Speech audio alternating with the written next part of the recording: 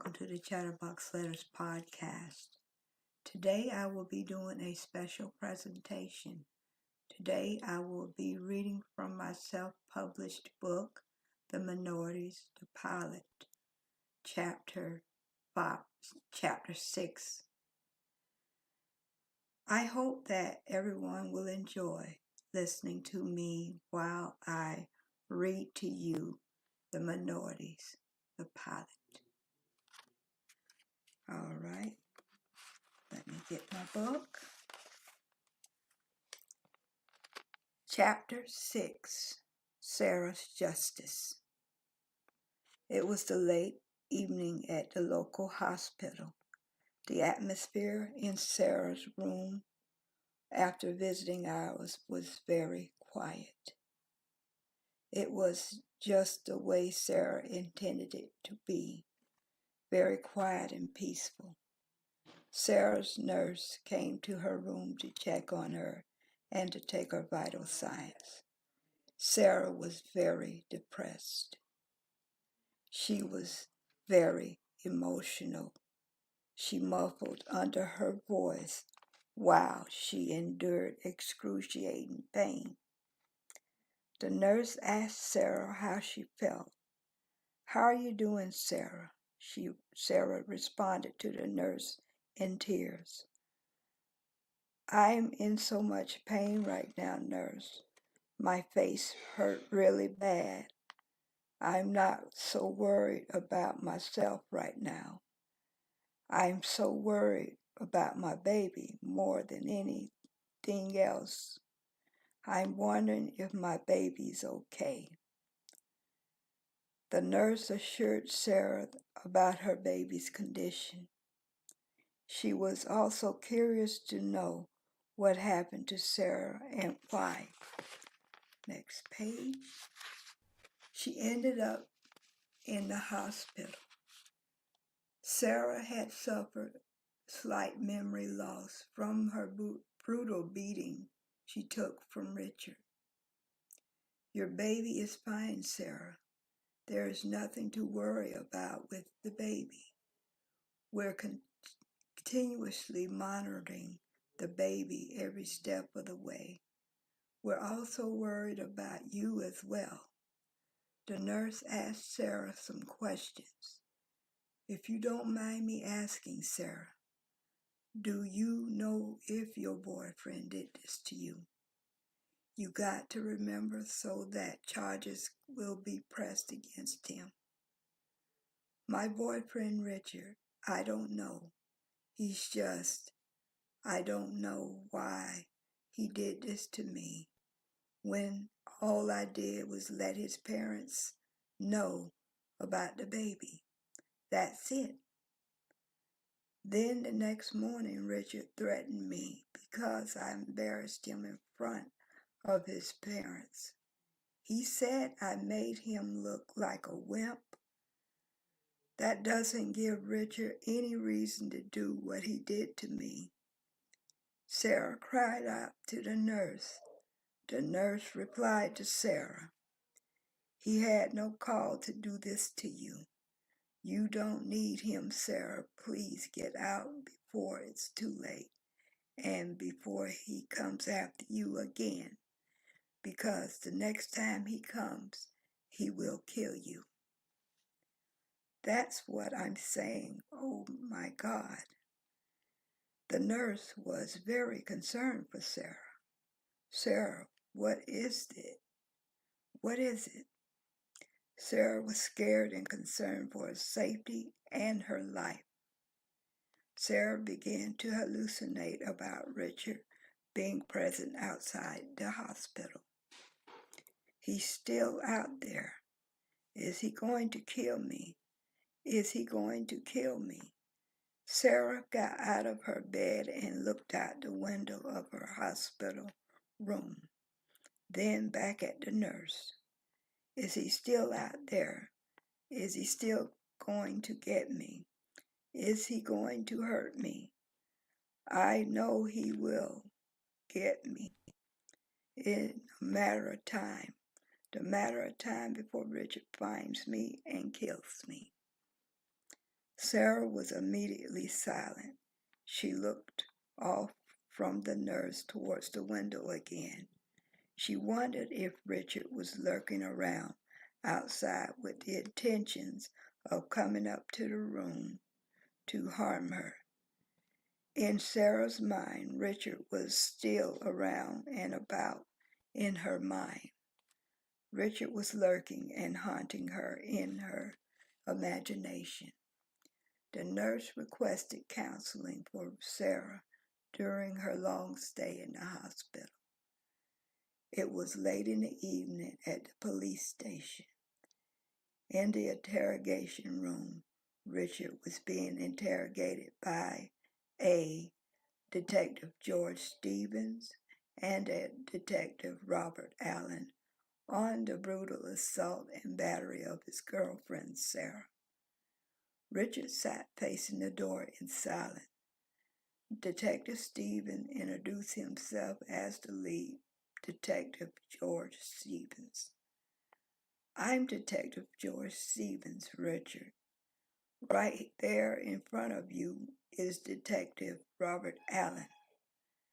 I'm the lead detective in this investigation on the brutal assault and battery of your girlfriend, Sarah Langston. Detective Stephen looked through his report on Richard Morris. From the arrest, Officer Dunleavy, he was stunned about the brutality of Sarah's assault. It says here Sarah Langston is your girlfriend, and it says here that she was brutally assaulted yesterday coming home from school. Did you brutally assault your girlfriend? You're going to tell me what I need to know. You're going to tell me you don't know anything about this, do you, Richard? Richard denied to the detectives that he had anything to do with Sarah's brutal beating. He continued acting as though nothing happened. Detective Stevens, I don't know what's going on here, Richard. I don't know what you're trying to prove here. Detective Stevens come closely into Richard's face, angered by Richard's comment. Detective Stevens came to a conclusion that Richard tried to manipulate the investigation. You don't know, Richard. You say you don't know what's going on. Detective Stevens fiercely paced the floor in anger. You better start thinking about where you're going to be the next 10 to 20 years to life if you don't start answering my questions, Richard. Detective Robert Allen joined in with his line of questioning with Richard Morris. He aggressively questioned Richard. Detective Allen created a timeline to estimate what time Richard said he left before Sarah was brutally attacked. Next page. What Detective Stephen is trying to ask you is what time did you leave the school courtyard yesterday?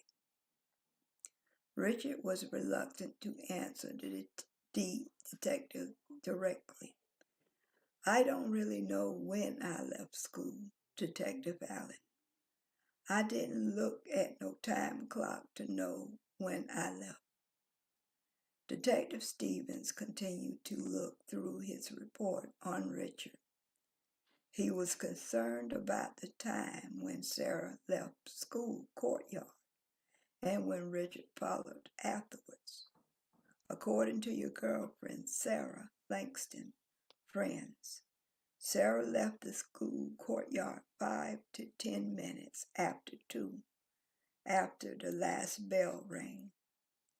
She was on her way home and was given an estimated time. What time did you leave the school courtyard, Richard? Detective Allen continued his aggressive line of questioning to Richard. About 30 minutes after that, Richard said he left school courtyard. I don't believe you about the time you left school, Richard.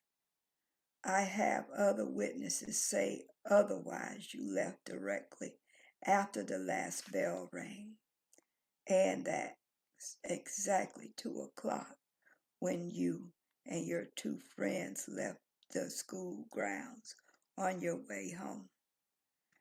I guess, and what I want to know is, when did you and the other boys encounter Sarah Langston on her way home? Richard was fidgeting with his hands when he was questioning about him and his friends Kevin and Luther, and when they encountered Sarah on their way home. Detective Stevens was frustrated when he continued questioning Richard. No, we didn't see anyone. We didn't encounter anyone on the way home, Detective Stevens. My friends and I didn't encounter anyone home. Detective Stevens leaned over into Richard's face with intentions of getting the truth out of him. You're lying to me, Richard. I am going to get the truth, even if it takes all night long. Now, who were the other boys with you? Richard refused to give up his friends' identities. I'm not telling you, Jack Crapola. Richard yelled out to the 2 detectives. Detective Allen abruptly grabbed the right side of Richard's head and slammed it onto the table in haste when Richard refused to cooperate with the detective's line of questioning. Detective Stevens looked on. You better start answering the questions that Detective Stevens asked you, because we're tired of playing these stupid games that you concoct in your stupid little pea-brain head. Give the detective what he wants to hear. He's tired of you playing.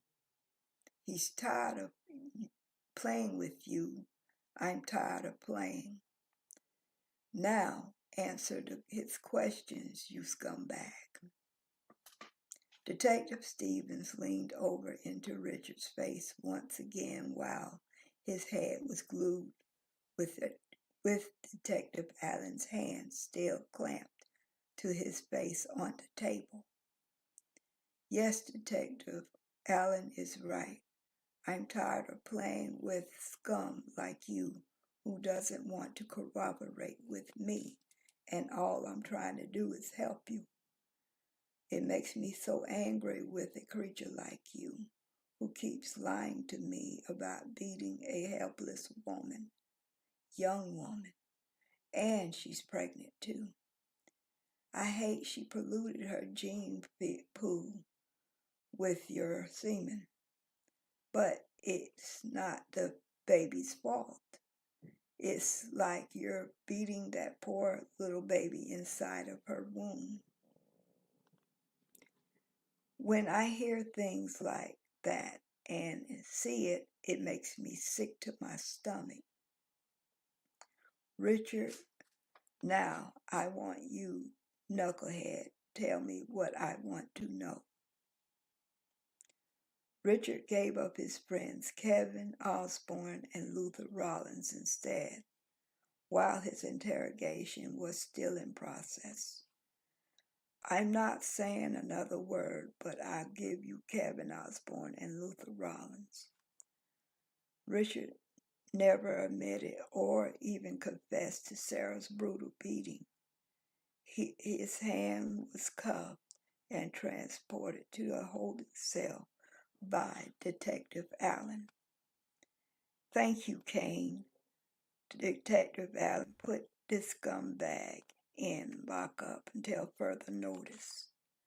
Richard was transported out of the interrogation room by Detective Allen, kicking and screaming and shouting and yelling out to Detective Stevens.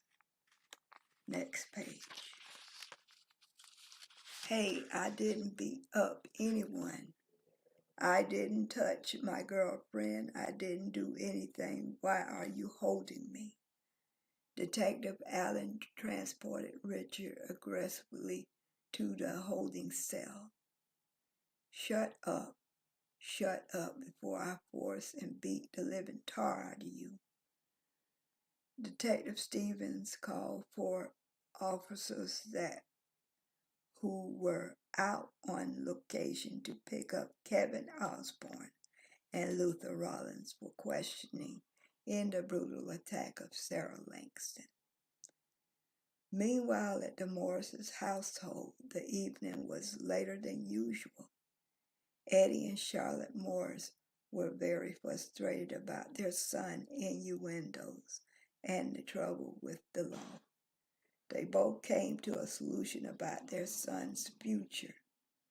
Eddie fiercely paced the floor in the foyer. I'm so tired of trying to help that boy, Charlotte.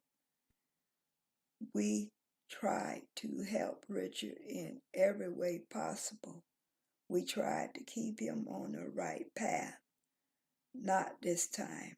For brutally beating Sarah, Richard will never abide by any of the rules we provide for him. Eddie was completely giving up on Richard.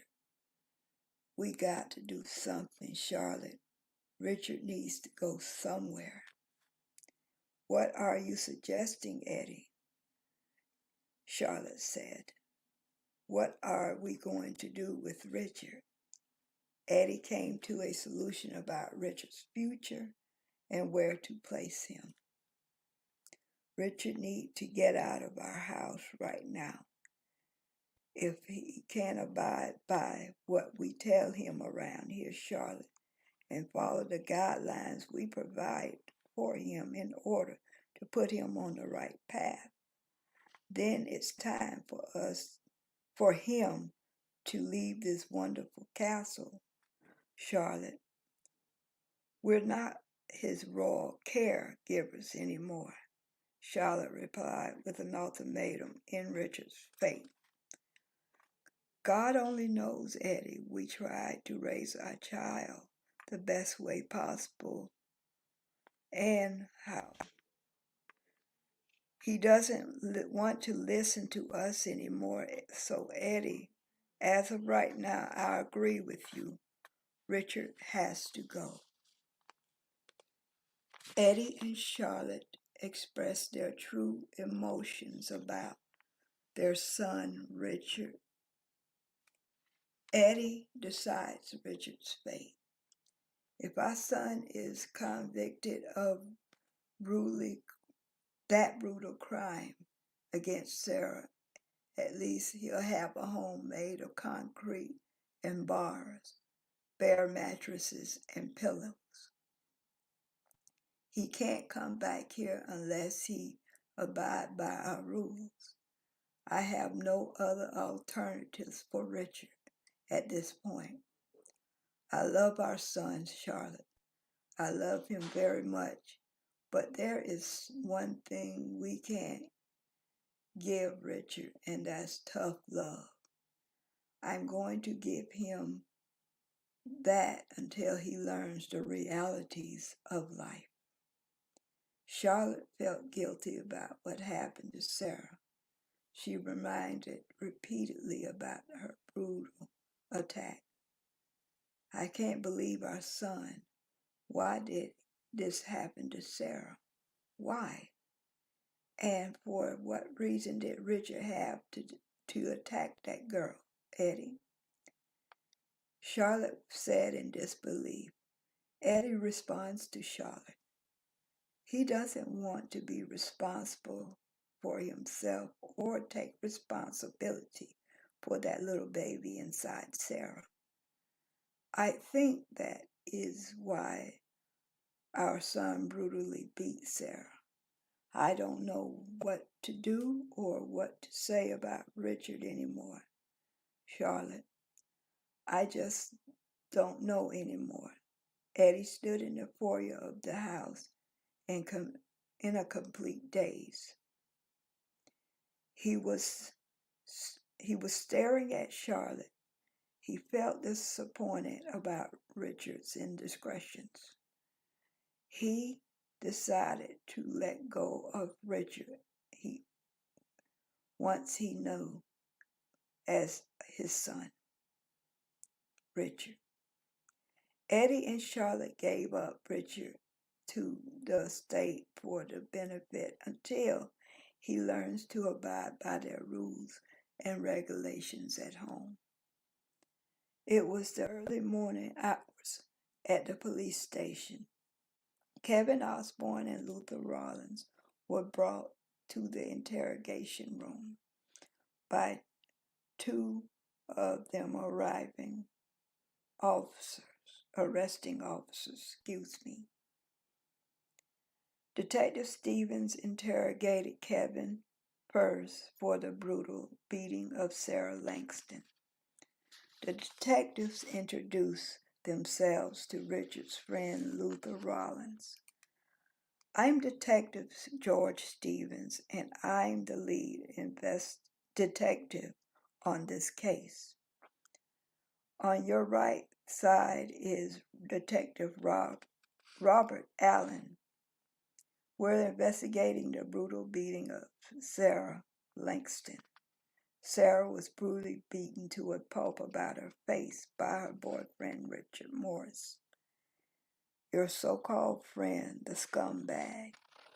Detective Stevens started the line of question with Kevin Osborne. I want you to tell, okay, next page. Tell me about what I want to know about Richard and why this girl Sarah Langston was beat to a pulp brutally in her face by that scumbag Richard Morris. Kevin didn't waste any time answering the detective's questions. All I know, when Luther Rollins, Richard Morris, and I was walking home from school, we spotted Richard's girlfriend, Sarah Langston, walking home from school. Richard decided to go over and talk to her about something. That's all I know, Detective Stevens.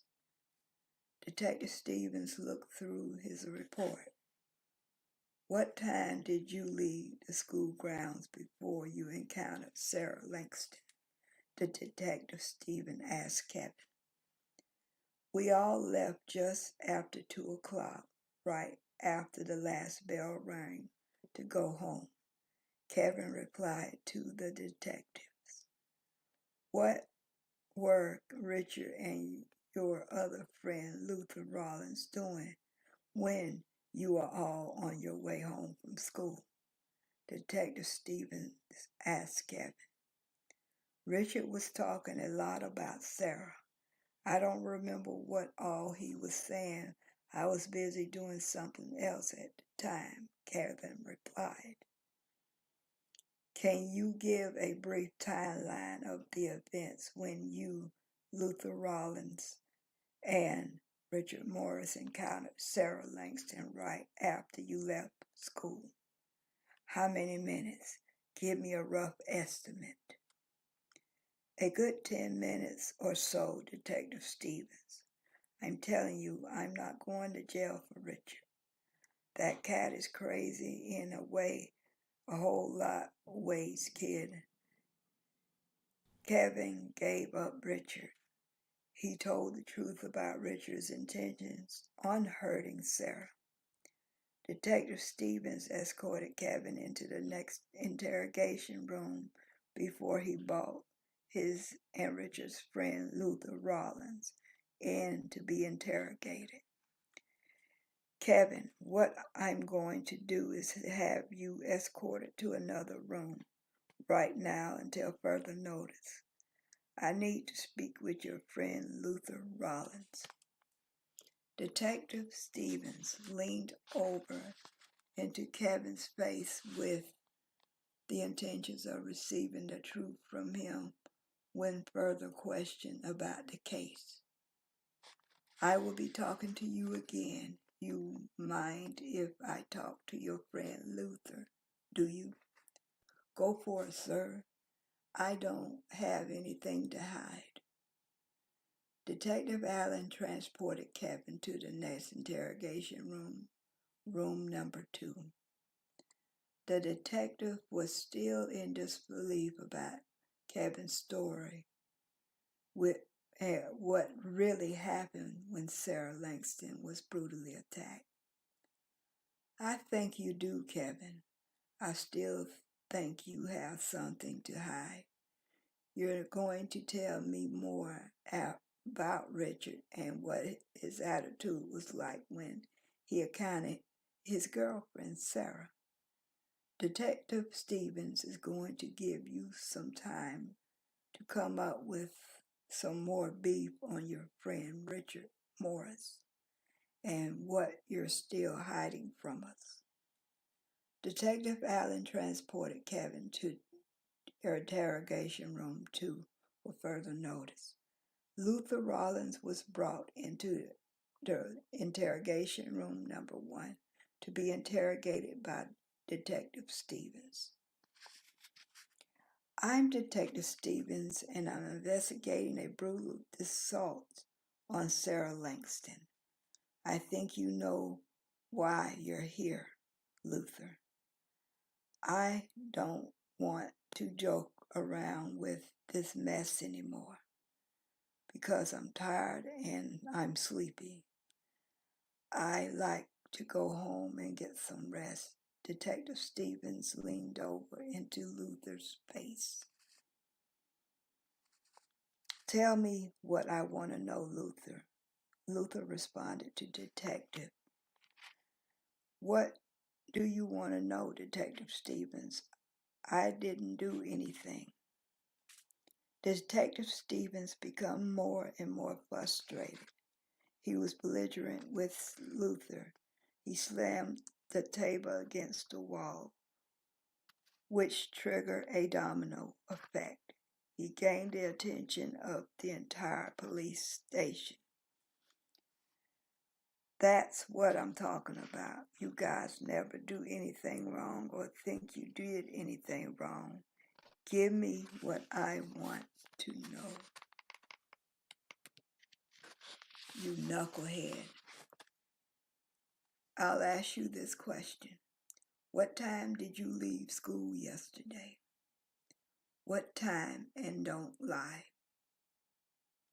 A little bit after 2, Detective Stevens.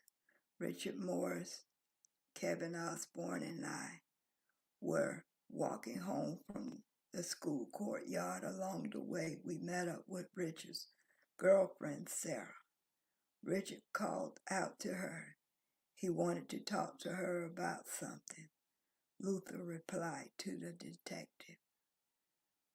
What did Richard want to discuss with Sarah? What was his attitude at that particular time towards her? I tell you, Detective Stevens, it was like Sodom and Gomorrah in Genesis' time. He was so angry with Sarah about something. He ran up to her and stopped her. Richard walked to talk to her about something, I don't know what. I promised Detective I didn't know what Richard wanted to talk to her, his girlfriend Sarah. Detective Allen returned with Kevin Osborne. Kevin Osborne to confess to Detective Stevens about what he heard Richard tell Sarah when they encountered her. Detective Stevens, I'm sorry to disturb your interrogation questioning of Luther Rollins. Our friend Kevin has something he wants to talk about, and he insists that he do it in here with you, Luther. I think he has had a little time to reflect on what would be like to stay here and all the accommodations that comes with it. Think that our friend was thinking all he could think: the freshly painted walls, the dirty mattresses, the pillows with no pillowcases on them, and an open toilet, and trying a sail on for sides. Our friend Kevin wants to talk now, if you please. Luther looked over at Kevin coming into the interrogation room. He was nervous about what Kevin was going to tell the detective. Luther decides to change his story and confess as well. Detective Stephen paces the interrogation room in desperation of what Kevin was going to reveal. Well, Mr. Osborne. It is very nice to see you again, son. Are you ready to talk, son? Or you're going to tell me more lies? Tell me what you really know about Richard Morris and what he told Sarah when he confronted her. Kevin was very nervous about what Richard would find out what he and Luther told the police. He confessed to Detective Stevens about Richard's state of mind. I'm not going to jail for Richard. Kevin encouraged Luther to tell the truth. Kevin told the detective about what happened to Sarah. Detective Allen convinced Kevin to confess to Richard's state of mind and about what happened when Sarah was brutally attacked. Shoot, you would want to tell me, the detective, about what happened, and just maybe you want to share a cell with Richard for eternity, because he has one ready for him as we speak. Tell the detective anything he wants to know. Go, Kevin. Shoot. Kevin was very nervous about the facts of the case and about Richard finding out he and Luther gave him up to the police. Kevin told the detective Allen his side of the story, using his flashback in a chain of events surrounding Sarah's brutal attack and Richard's indiscretions. Kevin began experiencing flashbacks about Richard and about how he was talking about Sarah horribly. Sarah, he is like crazy, like a tick sometimes. He is as evil as some people come in this lifetime. We're talking home. We're walking home, not talking. We're walking home from school. Kevin continued to give commentary of the moments leading up to Sarah's brutal attack. I overheard Richard as talked about what he was going to do to Sarah. She shouldn't have embarrassed him like that in front of his parents, he said. She made me look like an idiot, Richard said. His father, Eddie, beat him the moment after Sarah and her father left his house. Richard wanted to give Sarah what his father gave him, a good behind whipping. He was to disfigure and rearrange Sarah's face and beat it to a pulp. He wanted the power to own her at a particular moment.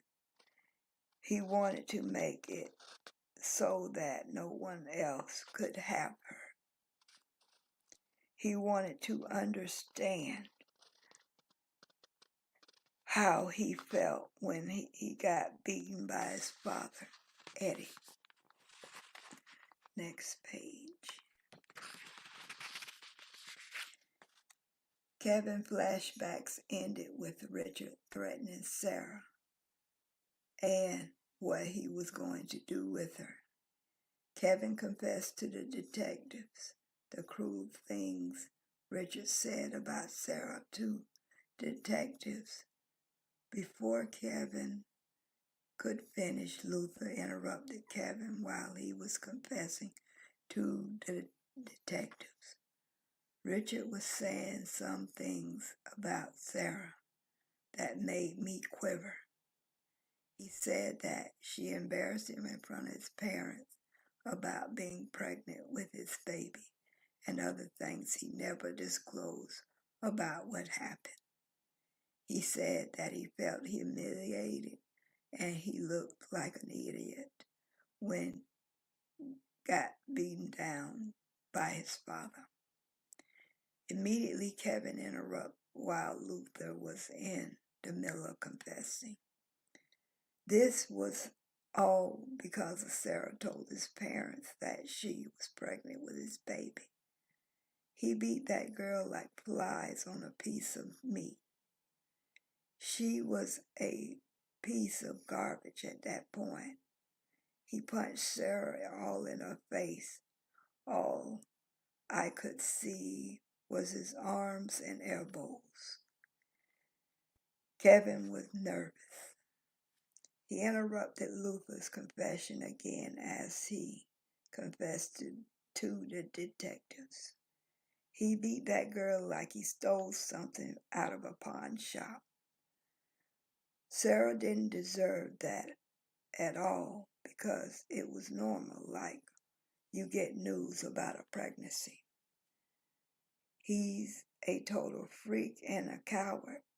He couldn't confess it himself.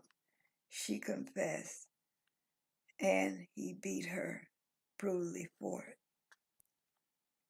Luther continued to tell more to the detectives about Richard's attitude and disposition and what he was like, as he explained earlier when he was interrogated at the beginning. Like I said, Richard's attitude was like Sodom and Gomorrah. Nothing good came out of it, or from it, or out of it. You know what I'm saying to you.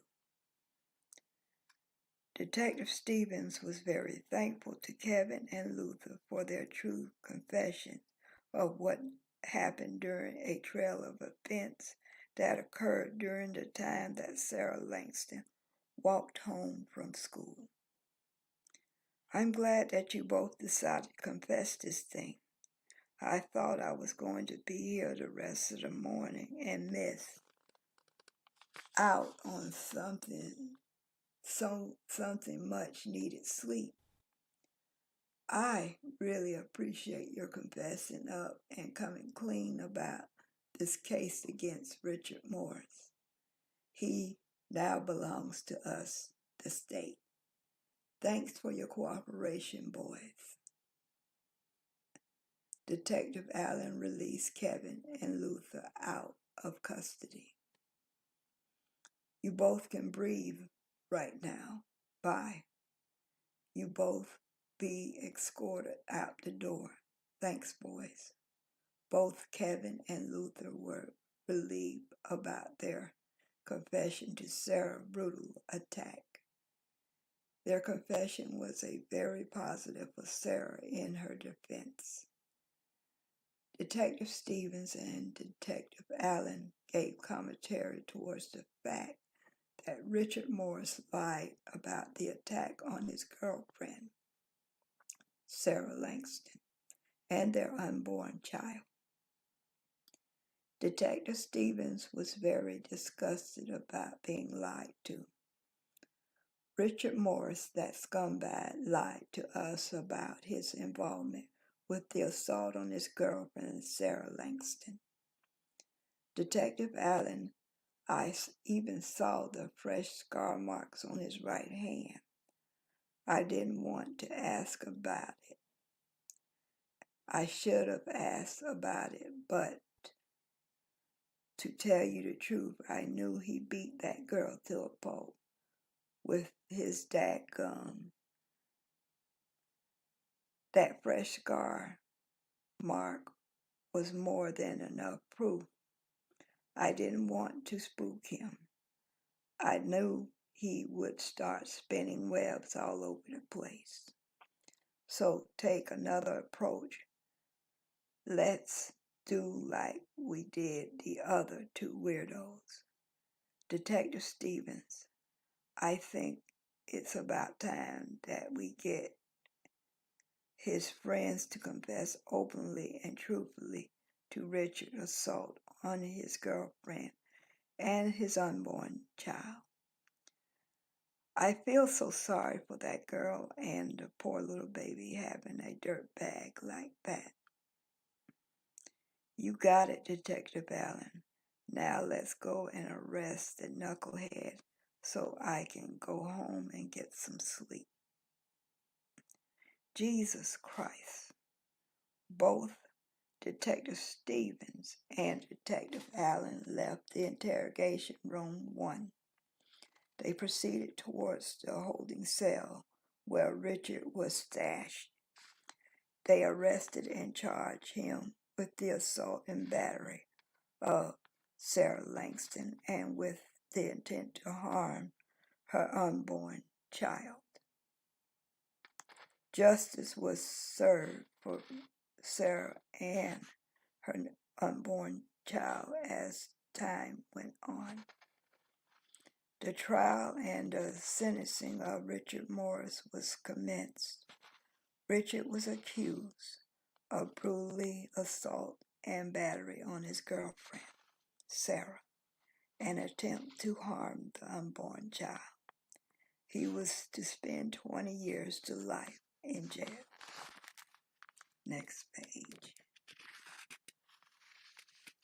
All right. That's the end of chapter 6. I hope everyone enjoyed me reading the Minorities, the pilot, and I hope that you got something out of chapter 6, Sarah's Justice.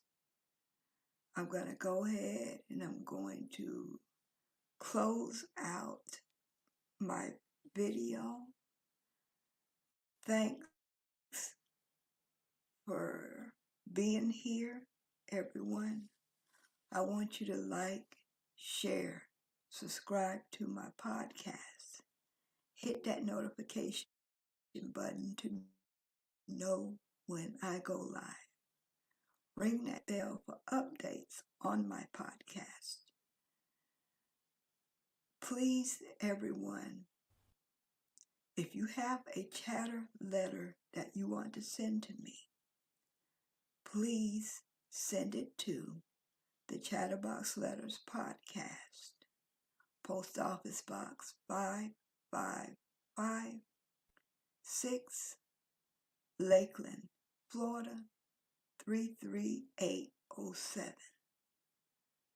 Please do not hesitate to send your chatter letter. Procrastinate and send your letter today. You can write about anything you want, long as you keep it clean. Write your letters clear and discreet. And as I said, please don't hesitate sending your chatter letter. Procrastinate and send your chatter letter today. Thanks for tuning in.